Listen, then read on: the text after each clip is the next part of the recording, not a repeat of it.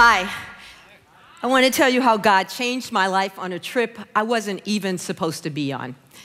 My name is Lynn, and I'm a part of our Crossroads community, and in 2005, I walked into Crossroads for the very first time right before Thanksgiving. And friends, it wasn't my first time in church. You see, I had been Catholic for 45 years at the time. However, my life was experiencing tremendous turmoil.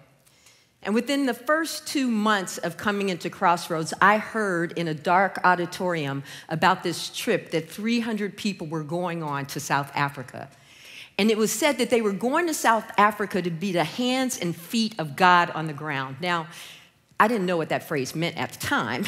I know now that it means that they were going to show God's love as best they could to the people in South Africa.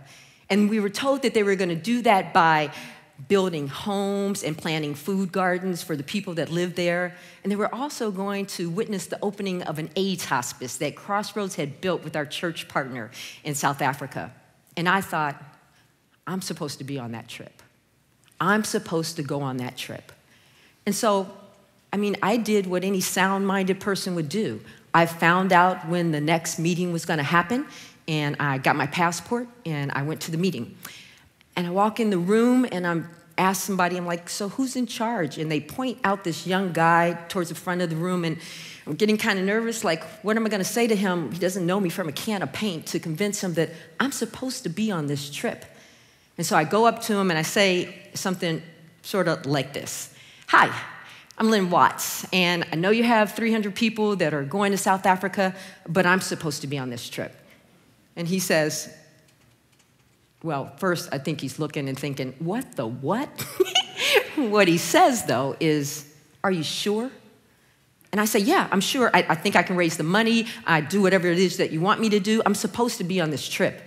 And he says, are you really sure? Because we're buying the airline tickets tomorrow. And I say, yeah, I have my passport right here. And he says, okay. And now I'm thinking, what the what? He says, okay. Friends, I had been spending 45 years of my life just trying to be good and failing miserably.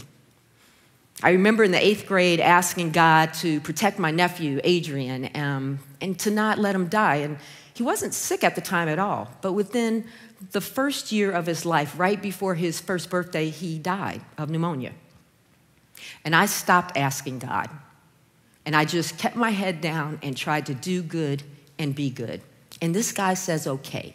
He doesn't say like, well, how long you been going to Crossroads? Like 2 months at the time. He doesn't say like, well, who do you know at Crossroads? Like no one at the time. He doesn't say, where do you volunteer at Crossroads? Like nowhere at the time. He just says, okay.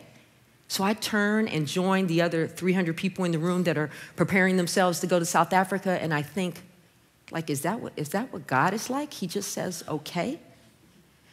So I do the thing that everybody else is doing. I start sending emails and writing letters to my family and friends to get support to finance me to go to South Africa. And what the what? Like, people give me money to go to South Africa. Get out! And in preparing ourselves to go to South Africa, the volunteer leaders said, there's some things that you should do, one of which is you should ask God what it is you want him to do for you in South Africa. Ask God what he can do for me? Like, I'm going to do some good stuff there. I'm going to be good there. This makes no sense to me. But they were insistent. And so I had heard people pray out loud before. I had never prayed out loud before, not for myself or anyone else.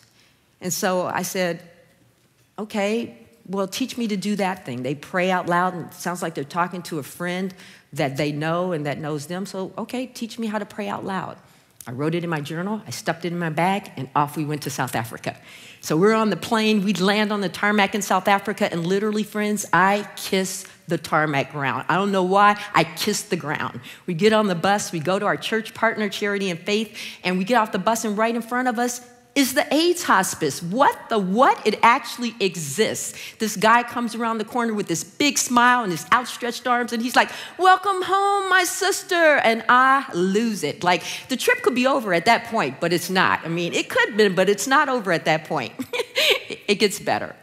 I'm on a gardening team with 7 other people, and what we get to do is go into the townships and plant food gardens for the people in the township. And every time we do that, at the end of it, our group leader, our trip leader, she says the same thing that I come to dread. And she says, all right, who wants to pray this garden up? And I think, what? Pray the garden up? And then somebody on the team just starts praying over the garden, like praying for the seeds that we planted, that it would be abundant and it would feed the community, and pray for the homeowner there. And it's like, whoa. I mean, I know I wanted to learn how to pray out loud, but this was not what I was anticipating. So she says it every time, and so I kind of psych myself up. Okay, this garden, you're going to pray out loud. And we get to the garden. She says, who wants to pray this garden up? And I look at the ground. I'm like, let me find that seed I planted like an hour ago. Like, if I don't make eye contact with her, she doesn't see me, I don't see her, we're all good. And it works. It works the entire week. She never asked me to pray, and I never volunteer. We get to the last day, we're on the last garden, and I'm getting it because I know how to plant a garden now. And all of a sudden, I get this tap on my shoulder, and I look up, and it's the woman whose home we're planting the garden for. And she says, can I talk to you for a minute? I'm like, okay. So she takes me a little way off to the side, and she says, she's right in front of me, she's like, I want to tell you my story. I'm like, okay. And she says, she starts to talk to me about her marriage, and about her kids, and about her job, and about how broken she feels inside, and how lonely she is, and how she needs God. And she says, I want you to pray for me. And I say, okay, and I do the thing that I know how to do. I turn to walk away. And she grabs my shoulders, and she gently turns me back around to face her, and she says, no, I need you to pray for me now. And she lowers her head, and she closes her eyes. And friends, I don't know how long I stood there. It felt like a lifetime. And then I started to pray out loud.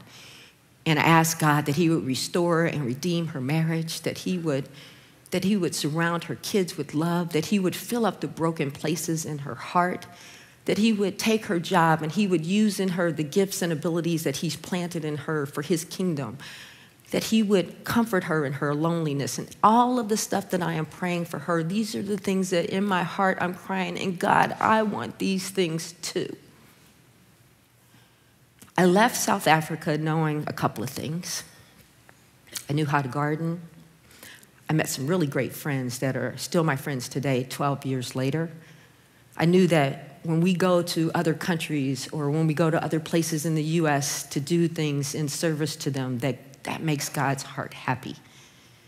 I also knew that while I had stopped seeking God and stopped pursuing him, he had never, ever stopped pursuing me. You see, friends, at the time, I was walking away from the only life that I had known as an adult for 25 years. And I was breaking a lot of hearts and causing a lot of pain, including my own. I was choosing pride and unforgiveness. And God took me to another continent to show me his all-powerful love for me.